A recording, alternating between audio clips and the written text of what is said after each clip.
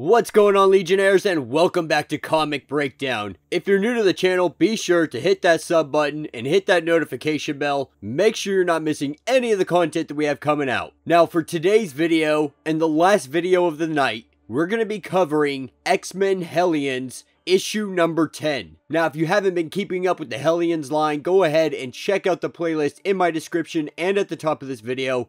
It'll get you completely caught up on everything that's been going on with this line. And before we get into this issue, I wanted to let everybody know that tomorrow we're going to be playing catch up with the X-Men line. I know there's a couple that I haven't covered that came out the week before, and I think even one the week prior to that. So we're a little bit behind, but we're going to get all caught up. That way we can stay up to date with the weekly releases. Now, in our last issue of Hellions, Mr. Sinister dragged all the Hellions into a back alley deal with Mastermind. But it ended up being a trick, and he got double-crossed and kidnapped by Arcade. And so, using Sinister as bait, Mastermind falsified a mission for the Quiet Council that led the Hellions into an ambush and trapped them in their own individual fantasies. And with that being said, let's dive into this issue. Alright, so this issue picks us up, and we see Mr. Sinister tied to the murder chair. And Arcade is acting super weird right here because he's talking about just random things that he's doing.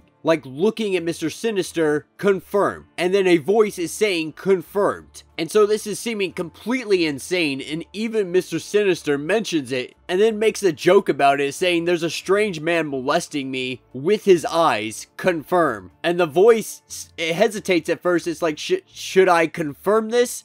And Arcade's like, of course not, you idiot. Like, why would you confirm that? And this is when Arcade slaps Mr. Sinister. And Mr. Sinister's like, alright, well, somebody please just explain to me what the hell is going on right now. And this is when Arcade starts to fill us in a little bit. And he lets us know that Mastermind has sworn his psychic illusions to his service. But he's already used them to betray him. So he's taken steps to confirm he's not using them on Arcade. Thousands of miles away, he has a loyal employee watching, confirming everything that he is doing, essentially creating a reality verification system, making sure that everything he's seeing isn't actually an illusion. And these confirmations reaffirm that. And so right now, he's using Mastermind, because Mastermind is providing the psychic gloss to his low world murder world. All of the Hellions create worlds in their minds, taunting them with dreams before murdering them with nightmares. And this is when Mr. Sinister tells Mastermind, tells Jason, like,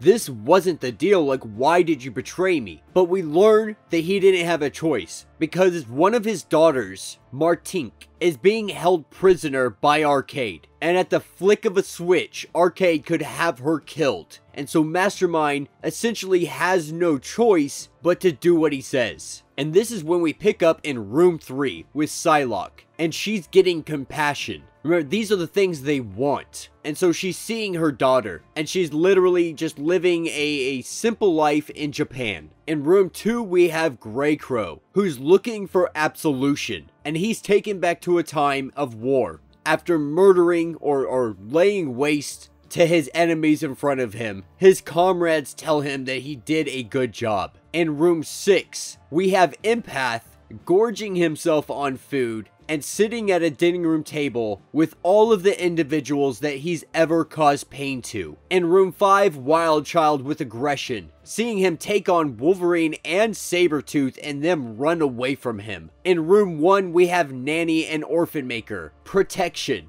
And we see Nanny and Orphan Maker getting everything that they could want. In room 4, we have Havoc, and it's passion. And we see him getting close to Madeline, and they start kissing. But this is when we turn over to the next panel, and we see Havoc essentially making out with a robot. And Mr. Sinister realizing how awkward this situation is and voices it, and he's just like, we're not gonna watch this poor guy grind all over this robot, are we? And Arcade, being smug and egotistical, he's just like, what's the matter? You can't stand me watching me break their minds? And Mr. Sinister, in his per usual snarky remarks, tells him no, but I really like to turn my chair around if this continues to get weird. And from the look on your face, it continues to get weird. And this is everything I love about Mr. Sinister, because he definitely breaks up the corniness that would be a comic book, and takes situations like this that are obviously just ridiculous, and we shouldn't be sitting here watching this on the screen as if it's some triumphant victory. Yeah, granted, you took over their minds, congratulations,